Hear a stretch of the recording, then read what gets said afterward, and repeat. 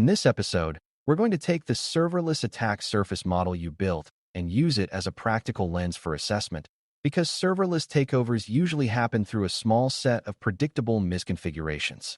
A takeover, in this context, means an attacker gains the ability to run code, influence execution, or control the privileges and integrations of serverless components in a way that lets them steal data, change behavior, or establish persistence.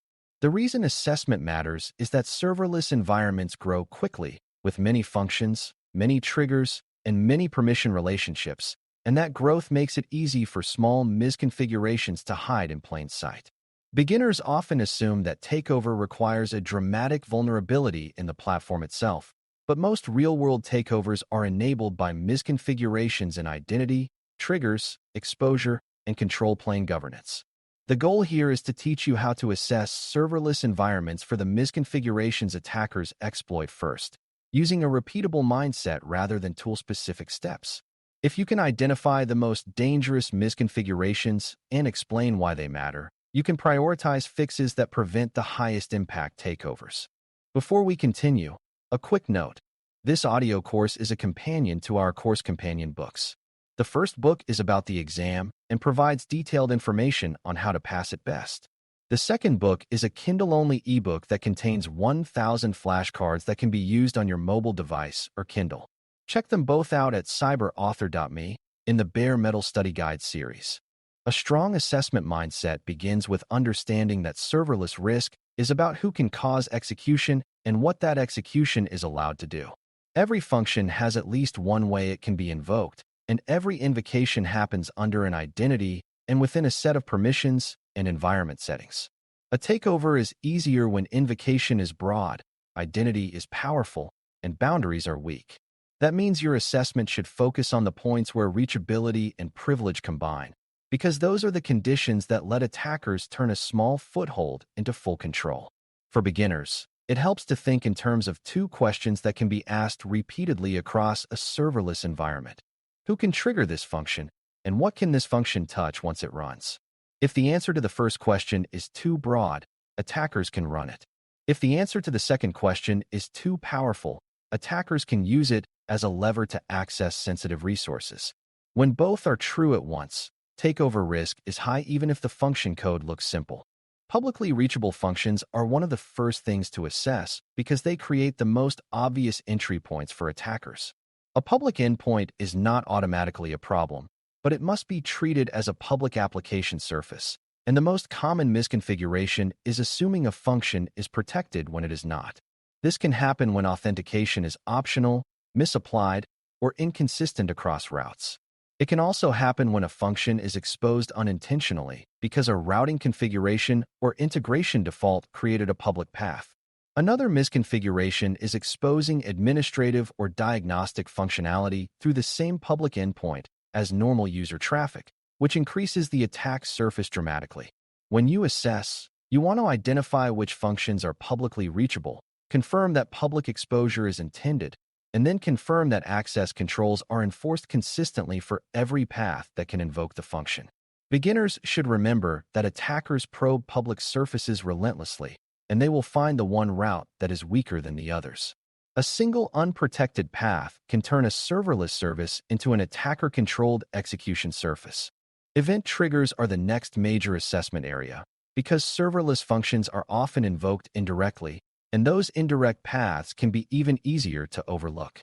A common misconfiguration is allowing an event source to be influenced by too many identities, which means an attacker can feed malicious events into the system. For example, if a function triggers on object creation and storage, and the storage location is writable by a broad group, then many actors can cause the function to execute and can influence the payload it processes.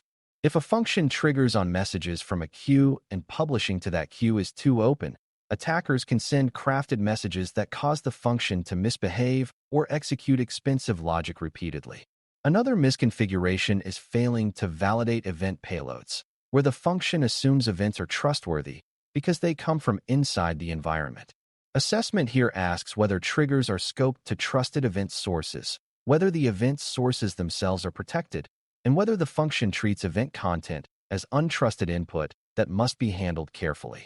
Beginners should notice that event-driven architectures can create hidden entry points because there is no obvious public URL to look at, yet attackers can still control execution by controlling the event source. Identity permissions are often the most takeover-enabling misconfiguration in serverless because functions frequently have the ability to call other cloud services. The classic mistake is over-permissioned function identities, where functions are granted broad access to storage, databases, or even management actions they do not need. In takeover terms, this matters because once an attacker can influence function execution, they inherit the function's permissions. That means a function that can read a sensitive database or modify access policies becomes a direct bridge from execution to control. Another mistake is reusing the same identity across many functions, which turns one compromised function into access across many workloads. Assessment should identify which identities functions run as, what those identities are allowed to do, and whether permissions align with the function's real role. Beginners should remember that least privilege is particularly practical in serverless because functions are meant to be narrow and focused, so their permission needs should be narrow too. When you see a function with broad permissions, you should treat it as a high-priority finding because it increases both exfiltration and takeover potential. Permissions on the control plane are another category of takeover-enabling misconfiguration because serverless environments are easy to modify, and attackers want modification capability for persistence. If an attacker gains an identity that can create or update functions, they can inject their own code, create new triggers, or alter existing ones to capture data. This is a different kind of takeover because the attacker is not only running your existing code, they are changing what code runs and when it runs. Misconfigurations here include granting broad serverless administration permissions to too many users, allowing automation identities to modify serverless resources without strong controls, and failing to separate duties so that sensitive changes require review. Assessment should examine who can create, update, and delete functions, who can modify triggers, and who can change the permissions that functions run under. Beginners should see that serverless takeover can be a control plane takeover, not just a data plane exploitation, and that control plane governance is what prevents attackers from turning a short-lived compromise into a long-lived backdoor. Another common serverless misconfiguration involves secrets and sensitive configuration data, because functions often need credentials to talk to other systems. If secrets are stored in environment variables without strong controls, they may be exposed through logs, error messages, or administrative access to configuration. If developers embed secrets in code or configuration packages, those secrets can leak through source control or deployment artifacts. A takeover becomes easier when an attacker can extract secrets, because secrets can be used to access other services directly, bypassing the function boundary entirely. Assessment asks whether secrets are handled in a way that minimizes exposure, whether access to secret values is tightly restricted, and whether secrets are rotated and monitored. Beginners should note that even if a function's identity is least privilege, a leaked secret can expand access far beyond what was intended. Secrets are another form of power, and power is what takeover thrives on. Network and outbound connectivity can also enable takeover by providing easy paths for exfiltration and command and control behavior once a function is compromised.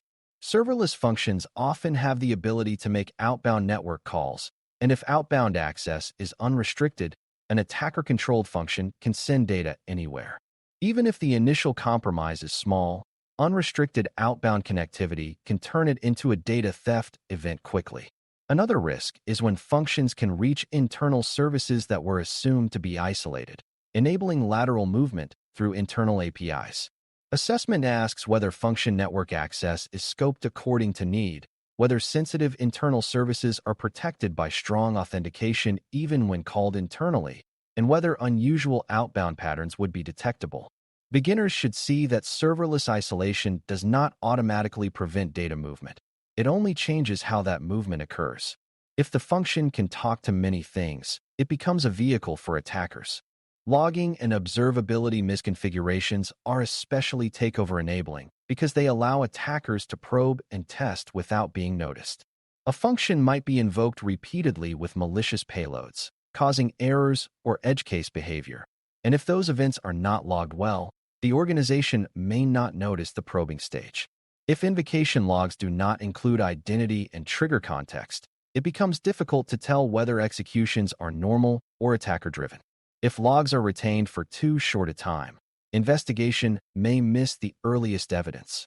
Assessment should verify that invocation events, errors, and permission changes are captured and retained, and that they are protected from tampering. It should also verify that alerting can detect basic abnormal patterns, such as sudden invocation spikes, repeated failures, and access to unusual resources. Beginners should remember that many takeovers start with small experiments by attackers, and those experiments are detectable if you have visibility. When visibility is missing, the attacker has time to refine their approach. Another misconfiguration category that enables takeover is weak boundary design between functions that handle untrusted input and functions that have privileged access. In a secure design, you try to ensure that the components exposed to the broadest set of inputs have the least privilege, and privileged components are invoked only through narrow, controlled paths. A takeover becomes easier when a publicly exposed function also has direct access to sensitive data or administrative actions, because the attacker needs only one weak point to gain both execution and power. Assessment should identify where high-privilege functions can be invoked from, whether invocation paths include strong authentication and authorization, and whether trust is being assumed simply because a call is internal. Beginners should see that serverless gives you a natural opportunity to separate trust, because you can split work into multiple functions, but if you do not actually separate privilege and trust, you lose that benefit. Takeover is often the result of collapsing too much power into a single function because it was convenient. A reliable assessment approach also looks for drift and inconsistency, because serverless environments are often built by many teams and evolve rapidly. New functions might be created with different templates, older functions might retain legacy settings, and some functions might have been modified during incident troubleshooting. These inconsistencies create soft spots attackers exploit because they only need one weak function or one permissive trigger. Assessment should look for patterns, such as which functions have unusually broad permissions, which triggers are unusually open, and which functions lack consistent logging. It should also look for orphaned resources, like functions nobody claims ownership of, because unowned functions are rarely maintained and are more likely to be misconfigured. Beginners should remember that attackers look for the easiest entry point, and the easiest entry point is often the component nobody is watching. Consistency and ownership are security controls because they reduce the number of forgotten surfaces. To bring everything together, assessing serverless environments for misconfigurations that enable takeover is about mapping execution paths and power relationships, then finding the places where those two align too broadly. You begin by identifying entry points, including public endpoints and event triggers, and verifying that exposure is intended and constrained. You examine trigger sources and ensure only trusted sources can cause execution, and that event payloads are treated as untrusted inputs.